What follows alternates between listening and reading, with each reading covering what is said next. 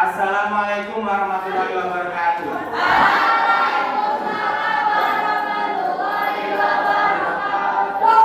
Apa kabar anak-anak? Alhamdulillah. Mari kita ucapkan dengan bacaan hamdalah. Alhamdulillahirabbil alamin. Alhamdulillah, sampai di sini kita masih diberikan kesehatan jasmani rohaniah, sehingga hari ini saya lihat anak-anak atau semuanya ini merupakan anugerah dari Allah Subhanahu wa Ta'ala. Untuk mengawali pembelajaran kali ini, mari kita berdoa sama-sama dengan harapan materi yang akan kami sampaikan dapat diserap baik dan mendapatkan ilmu yang bermanfaat. Sama-sama.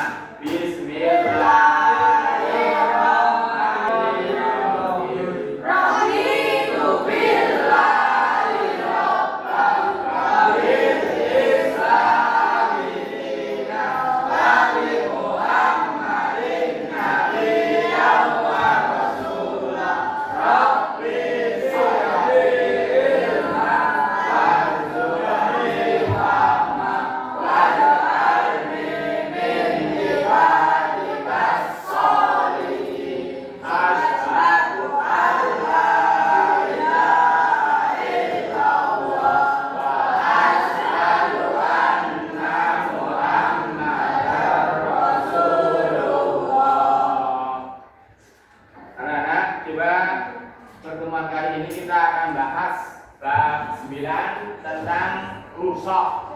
Kalau dalam bahasa Arab rusak artinya secara umum kemudahan dari Allah SWT dalam kepadanya. Jadi intinya rusak adalah keringanan yang diberikan umat Islam pada waktu melaksanakan rangkaian ibadah. Dalam hal apa saja?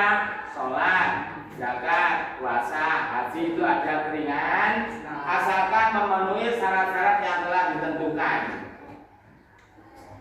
Dalam pertemuan ini nanti kita akan membahas yang pertama memahami makna dan penyebab rusak. Yang kedua rusak dalam sholat. Ya. Yang ketiga nanti bahas masalah rusak dalam puasa. Selanjutnya zakat dan haji. Tapi kemungkinan untuk pertemuan kali ini kita bahas masalah rusak, masalah sholat nanti. Sebelum kita bahas materi ini, untuk mengingat pelajaran yang disampaikan pertemuan sebelumnya, yaitu bab 8 mengenai apa tadi? Hibah. Satu lagi pertanyaan. Hibah, apa pengertian hibah tadi? Aska, hibah. Apa pengertian hibah? Apa hibah? Waduh. Membicarakan kejelekan atau aib orang lain. Lanjutkan pertanyaan yang Putri. Apa dampak dari hibah? Dampaknya hibah mendapatkan dosa yang hibah, dijauhi orang lain, amal ibadahnya akan tidak diterima. Baik, ternyata masih ingat. Terus selanjutnya saya terangkan masalah rusak.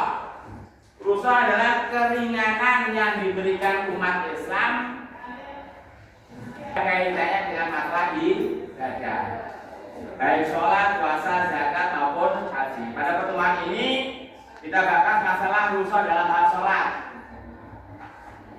Kalau kalian pernah belajar di dunia ini mengenai keringanan sholat, bisa dijamak sama dijamak kosor.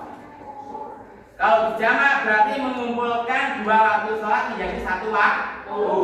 Misalnya zuhur sama asar ditaruh di waktu zuhur, itu namanya jamak takdim. Kalau waktu zuhur sama asar namanya jamak takhir. Jumlah rakaatnya tetap 4 4. Tapi kalau kosor yang semula 4 rakaat menjadi 2 rakaat. Jadi misalnya kalian sholat jamak kosor zuhur sama asar, Zuhur menjadi 2 rakaat, asar menjadi 2 rakaat. Niatnya usolli fardhu dzuhri rakaatain qasran majmu'an ma'al asri jam'at taqdimin billahi ta'ala. Itu niatnya. Kalau dalam tata cara bahasa Arab itu bisa langsung lihat dalam hati. Ini di antara keringanan. Nah, yang boleh dijamak itu ada berapa? 4, yaitu apa? Zuhur, asar, maghrib, isya. Yang boleh dijamak ada berapa? 2. Yang boleh dikosor ada 3 apa? Zuhur, asar, sama isya. Yang jumlah rakaatnya 4. Yang tidak boleh dijamak dan dikosor salat apa? Yang tidak boleh dijamak dan dikosor sholat subuh. Yang hanya boleh dijamak apa? Sholat maghrib. Ya. Nah, sekarang sebab-sebabnya boleh dikosor. Ya. Sebab-sebabnya boleh dijamak. Sebabnya boleh mendapatkan keringanan. Yang pertama adalah karena musafir. Ya, kalau musafir di situ boleh dijamak, boleh dikosor. Kalau sakit, apakah boleh? Boleh enggak kalau sakit? Boleh enggak? Kondisional. Kondisionalnya apa? Dia penyakitnya. Kalau penyakitnya itu hanya sakit gigi, ya jangan sampai dijawab kosor. Ya. Tapi kalau sholat itu kaitannya banyak musafir. Musafir, misalnya bepergian, pertama tujuannya bagus, yang kedua minimal jaraknya 85 km. Kemudian jarak yang lain apa? Sudah keluar dari daerah setempat. Jadi jangan pada waktu masih di daerahnya itu sendiri. Ini keringanan-keringanan termasuk pada waktu sholat. Jadi tidak ada alasan karena bepergian kemudian tidak sholat. Itulah mudahnya dalam Islam. Untuk selanjutnya, kalau toh misalnya, tapi kan narasi ya. Depan ini pertanyaan dari sudah saya terangkan. Kalian pergi ke Banyuwangi jam 10. Kemudian sampai di Probolinggo katakan di situ jam 2. Itu sebaiknya melaksanakan sholat jamak apa? Jamak qashar takdim atau jamak qashar takhir?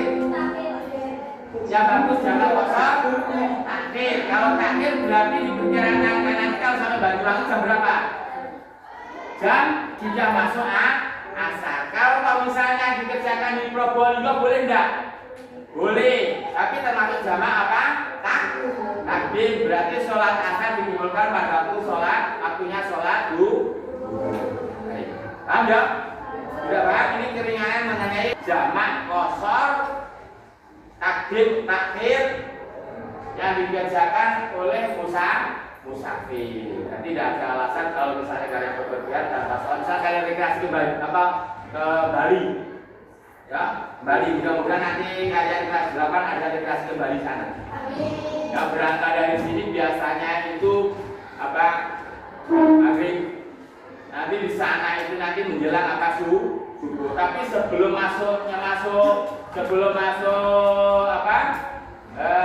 Bali, ini biasanya mendekati pelabuhan itu berarti sebentar. Itu yang bagus itu sholat maghrib sama isya itu adalah jamak takhir. Jadi maghribnya itu sudah sholat, nanti sholatnya pada waktunya sholat Nah, ini contoh-contohnya keringanan pada waktu sholat jamak takhir atau jamak takhir. Ada pertanyaan enggak? Pertanyaan cukup ini. Cukup ya.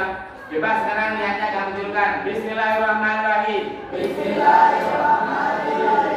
Sholli fardhu dzuhri raka'ataini qasran majmu'an ma'al asri jam'a takhirin mustaqbilan bibolati adalah al-umar billahi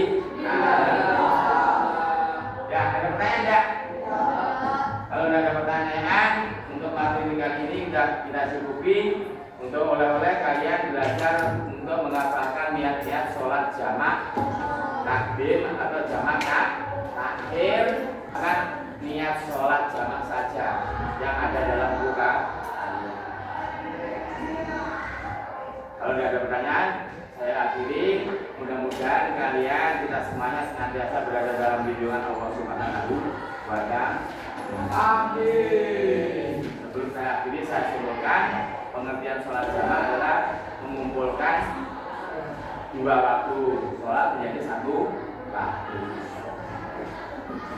Tujuannya apa? Untuk meringankan daripada umat Islam. Yang terakhir, dengan adanya rusak, maka tidak ada alasan bagi seorang muslim untuk meninggalkan kewajiban ibadah kepada Allah Subhanahu wa Ta'ala. Mari kita doa sama-sama. Subhanallah.